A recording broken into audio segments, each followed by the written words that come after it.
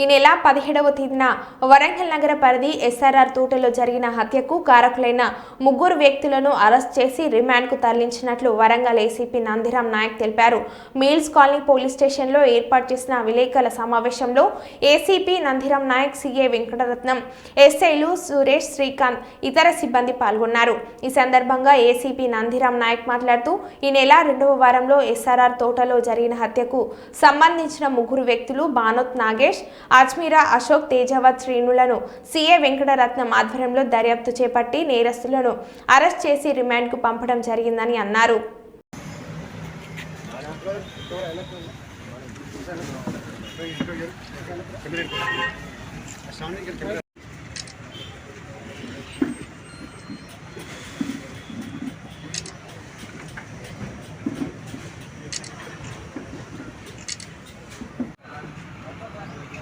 వీరి మధ్య గత 2-3 నెలల నుంచి కొన్ని డిస్ప్యూట్స్ వచ్చి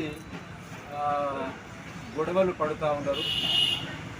ఆ గొడవల క్రమంలోనే ఈ మృతుడైనటువంటి దిల్ఖుష్ కుమార్, అదేవిధంగా దూలార్ చంద్ర కుమార్, ఈ బానోత్ నగేష్ వైఫ్ను మరి వాళ్ళు కొన్ని కామెంట్స్ చేసినట్టుగా ఆ విషయంలో వీళ్ళు గొడవ పడడం జరిగింది.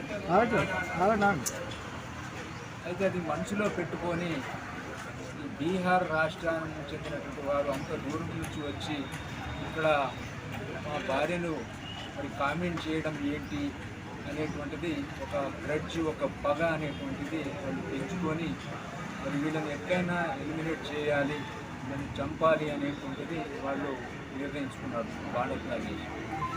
దానికి వాళ్ళ బాంబర్దులైనటువంటి అశోక్, అదేవిధంగా శ్రీనివాస్ యొక్క సహాయం తీసుకొని మరి 17వ తారీఖున మరి ఈ దులార్ చంద్రకుమార్ మన అండర్ బ్రిడ్జ్ దగ్గర మేఘనాబార్ సమీపంలో తన మిత్రుడు వరంగల్ రైల్వే స్టేషన్కి వెళ్తూ ఉంటే అతన్ని సెండప్ చేసే క్రమంలో వాళ్ళు కొన్ని ఉండగా ఈ యొక్క నేరస్తులు బానోత్ నగేష్, అశోక్, శ్రీనివాస్ ముగ్గురు కలిసి అతన్ని చంపాలనేటువంటి ఉద్దేశంతో అతని మీద దాడి చేయడం జరుగుతుంది.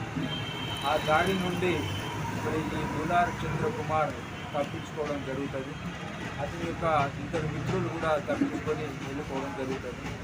తప్పించుకొని పోయిన తర్వాత ఈ ముగ్గురు నేరస్తులు మరి వీరు ఉండేటువంటి రూమ్ ఏదైతే ఉందో పుట్నాల మిల్లు ఎస్ఆర్ఆర్ తోట సమీపంలో అక్కడికి వెళ్తారు.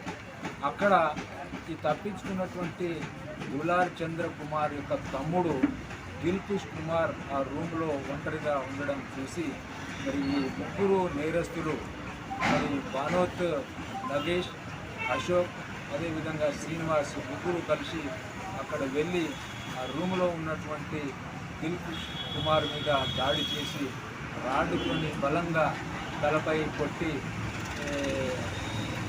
కొట్టడంతో అక్కడికక్కడే అతని దగ్గర నుంచి మరి అతన్ని చంపడానికి యూజ్ చేసినటువంటి రాడ్డు, అదేవిధంగా వాళ్ళు వాడినటువంటి బైక్ను సీజ్ చేసి వాళ్ళని అరెస్ట్ చేసి పోలీస్ స్టేషన్ తీసుకురావడం జరిగింది.